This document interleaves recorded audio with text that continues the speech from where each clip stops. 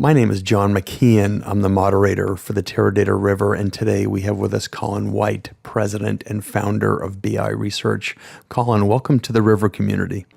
Thank you for inviting me. Colin, people are throwing around the word big data. What is the whole story around big data?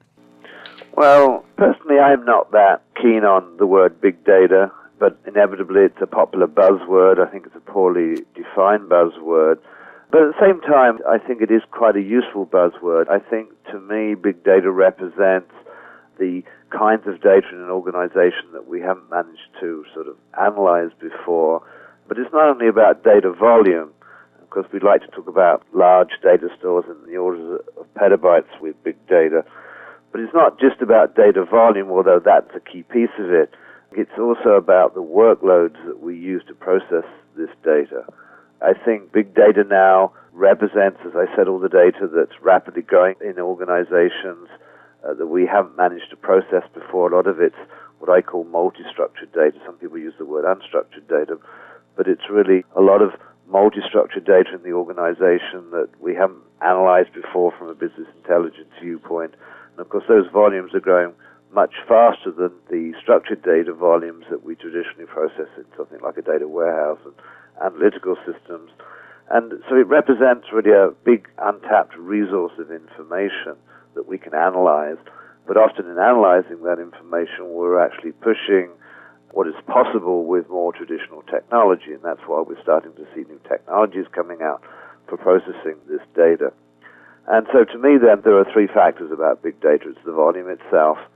Secondly, it's the varieties of data that we are going to be processing, not only structured information, but also the growing volumes of unstructured information, both inside our organizations and outside our organizations on the web, from websites like Facebook, Twitter, and so on.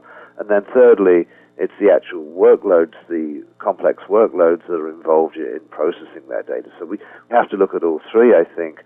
And that's one aspect of big data. And then I think, as I said, we're seeing new technologies coming out that enable us to process big data, to support these many varieties of data, and also support these complex workloads. So we're seeing new data management systems coming out, non-relational systems. Some people call them NoSQL systems. I personally don't like that term. I prefer to think of them in terms of non-relational systems. But also even within the relational camp, we are seeing new technology coming out, new data storage mechanisms, the ability to compress data, to push analytical processing in the database, and so on. And we're seeing a lot of improved analytical capabilities coming out for processing big data. And then thirdly, I think we're seeing faster hardware, particularly in terms of processors, multi-core processors. We're seeing larger memory spaces on computers. We're seeing new storage technologies, solid-state drives and tiered data storage.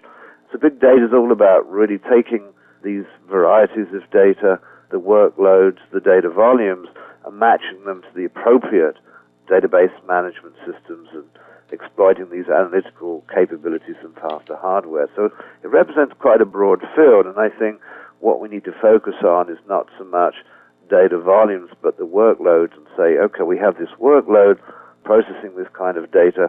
What is the best platform to deploy this on? So we move away from just selecting hardware nodes to actually thinking more about the workloads and the kind of platforms we can deploy them on. Colin, but is there going to be a winner or loser here? I mean, multi-relational, non-relational, SQL. Is there going to be a winner in this whole race? Not really, no. I think it's interesting. I've worked in the data warehousing field and business intelligence world for a number of years.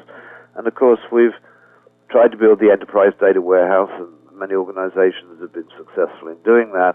And we will continue to build the enterprise data warehouse for our core business systems, and that will be based on, I think, still relational technology. But what big data offers us is the opportunity to build applications we couldn't build before, either because we didn't have the data or the data volumes were too high, or we simply didn't have the capacity, the resources to actually analyze that data. So I think some of the new technologies coming out, like these non-relational systems like MapReduce running on Hadoop systems, or even the other end of the spectrum, we're seeing new systems coming out to process data streams.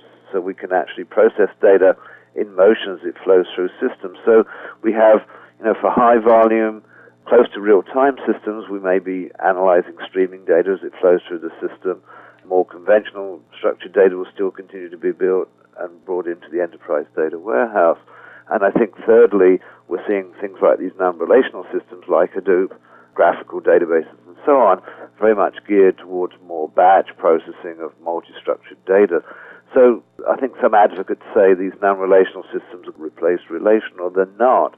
They extend the existing enterprise data warehousing environment. And so, interesting, I tend to think of the EDW now as, rather than being an enterprise data warehouse, it's the extended data warehouse where we have our traditional data warehouse in the middle, but we extend it with these new technologies like streaming technologies, non-relational systems, to support specific kinds of varieties of data, to support, in some cases, high data volumes, and to support extreme analytical workloads that some of them involve.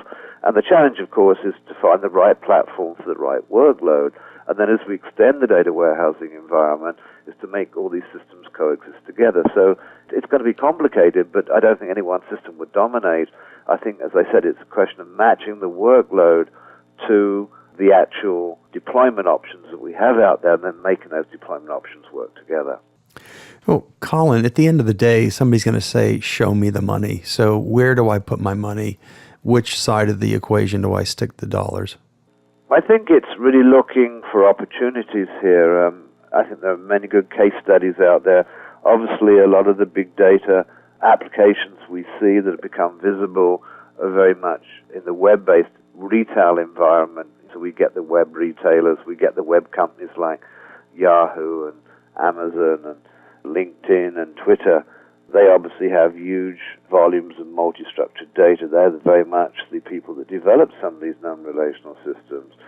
But what I see now is that more traditional companies, particularly in finance and banking, particularly in retail, they also have large volumes of multi-structured data they wish to analyze. Some of it may be internal, some of it may be external. They want to analyze that for business benefit, and I think now we have the capability to do that. And I think you see quite a wide range of different applications associated with big data. I talked about processing data in motion, so we can do real-time fraud detection, or we're seeing companies now doing web display advertising. But we're also seeing people, more traditional companies, analyzing web data for competitive analysis, or looking at the way their call centers run and optimizing call flows and support through the call center. And of course, in more the multi-structured area, we've got new social media data coming in from other sources, so we can do sentiment analysis. But I actually see other kinds of applications, intelligent traffic management, smarter power grids. I see people, even in the healthcare industry, analyzing event data and so on. So I think there's going to be two kinds of data. We've got this really high volume event data that we wish to analyze in motion. But in some cases, we may want to capture and filter that data more for sort of not so much real-time analysis, but more our traditional analysis. And some of that data may be brought into a data warehouse directly. In some cases, we may filter that data via some of these non-relational systems before putting it into enterprise data warehouse. So there's no question that we have a huge volume of multi-structured data growing in organizations. There was a study by EMC in May 2010 done for them by IDC called the Digital Universe Study, and they showed that the global digital content, i.e. the information that's in the digital form, will actually increase 30 times over the next 10 years. And a considerable amount of that data is going to be multi-structured in nature. And I think a lot of that can be used for significant business benefit to improve customer service, to become more competitive, but also to enable us to analyze our businesses to actually make them run more effectively. Colin White, President and Founder of BI Research, thank you so much. He's going to have a great session coming up in Partners Conference. I'm going to be talking about this in a lot more detail, particularly focusing on use cases. Your third question you asked is the most interesting. A lot of people talk about the technology, but I think the interesting thing is the use cases and then matching those use cases to the technology. Oh, that's great. So, really encourage you to attend Colin White's upcoming presentation at Partners Conference, Understanding Big Data. It's more than just volume, and from what you heard today, it is. It should be a great presentation. Thank you, Colin. Thank you. Thank you for inviting me.